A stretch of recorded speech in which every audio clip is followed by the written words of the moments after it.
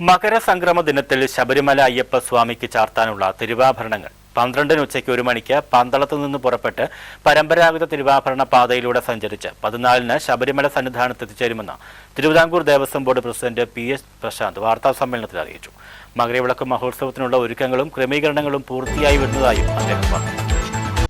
14 വൈകിട്ട് 5 ശരംകുത്തിയിൽ എത്തിച്ചേരുന്ന തിരുവാഭരണ ഘോഷയാത്രയെ ദേവസ്വം പ്രതിനിധികളും സംസ്ഥാന സർക്കാർ പ്രതിനിധികളും ചേർന്ന് ആചാരപരമായി സ്വീകരിച്ച് സന്നിധാനത്തേക്ക് ആനയിക്കും.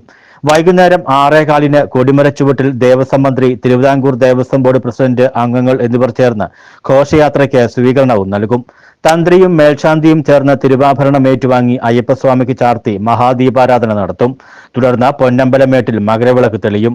ഇതേസമയം ആകാശത്ത് മകരജ്യോതി നക്ഷത്രം ദൃശ്യമാകും. ജനുവരി 14 രാവിലെ 8:45 മകരസംക്രമ പൂജ. ജനുവരി 12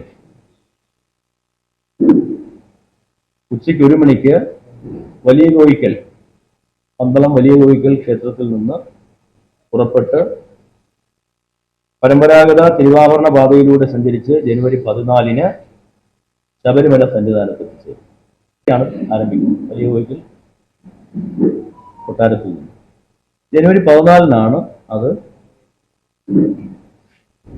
സന്നിധാനത്തേക്ക് എത്തിച്ചേരുന്നത്. 14 വൈകിട്ട് 5 മണിക്ക് ശരംകുത്തിയിൽ എത്തിച്ചേരുന്ന തിരുവാഭരണ ഘോഷയാത്രയിൽ ദേവസ്വം പ്രതിനിധികളും സംസ്ഥാന സർക്കാരിന്റെ പ്രതിനിധികളും ചേർന്ന് സ്വീകരിക്കും. 15, 16, 17, 18 തീയതികളിൽ നെയ്യഭിഷേകത്തിനു ശേഷം അയ്യപ്പ ഭക്തർക്ക് തിരുവാഭരണം ചാർത്തിയ ഭഗവാനെ ദർശിക്കാം. 18-ാം തീയതി വരെയാണ് ഭഗവാന് നെയ്യഭിഷേകവും കളഭാഭിഷേകവും നടക്കുന്നത്. മകരവിളക്ക് ദിവസം മുതൽ മണിമണ്ഡപത്തിൽ നിന്നും 18-ാം പടിയിലേക്കുള്ള എഴുന്നള്ളത്ത് ആരംഭിക്കും. മകരം 1 മണിമണ്ഡപത്തിൽ കളമെഴുത്തിന് തുടക്കമാകും. മകരം 1 മുതൽ 5 വരെ അയ്യപ്പസ്വാമിയുടെ 5 ഭാവങ്ങളാണ് കളത്തിൽ വരയ്ക്കുന്നത്. പന്തളം കൊട്ടാരത്തിൽ നിന്നും എത്തിക്കുന്ന പഞ്ചവർണ്ണപ്പൊടി ഉപയോഗിച്ചാണ് കളമെഴുതുന്നത്. 14 മുതൽ 17 വരെ 18-ാം പടി വരെയും 18-ന് ശരംകുത്തിയിലേക്കുമാണ് എഴുന്നള്ളത്ത് നടക്കുന്നത്. 19-നാണ് മണിമണ്ഡപത്തിനു മുമ്പിൽ ചൈതന്യശുദ്ധിക്കായി നടത്തുന്ന ഗുരുതി. ജനുവരി 20-ന് ശബരിമല നട അടയ്ക്കും. തിരുവാഭരണ ഘോഷയാത്രയെ അനുഗമിച്ചെത്തുന്ന പന്തള രാജപ്രതിനിധിക്ക് മാത്രമാണ് ജനുവരി 20-ന് ദർശനത്തിന് അവകാശം. ദർശനം പൂർത്തിയാക്കി പന്തളം രാജപ്രതിനിധി പടിയിറങ്ങി ശബരിമല ചെലവുകൾക്കുള്ള പണക്കിഴിയും താക്കോൽക്കൂട്ടവും ശബരിമല അഡ്മിനിസ്ട്രേറ്റീവ് ഓഫീസർക്ക് കൈമാറി തിരുവാഭരണത്തിനൊപ്പം പന്തളത്തേക്ക് യാത്ര തിരിക്കുന്നതോടെ മകരവിളക്ക് മഹോത്സവത്തിന് സമാപ്തിയാകും. News bureau, Sannidhanam.